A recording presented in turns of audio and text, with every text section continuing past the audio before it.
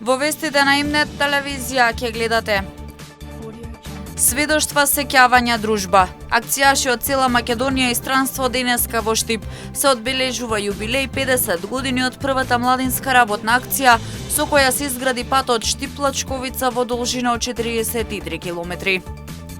Штипските училишта со нови училници, нова инфраструктура, климатизирани и опремени, ќе започнат новата учебна година.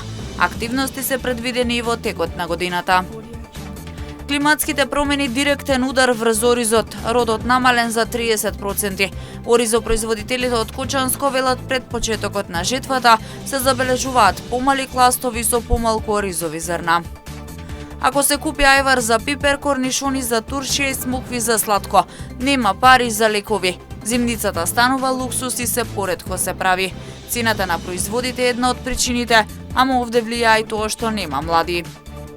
Со вестите почнуваме веднаш по рекламите. Останете со нас.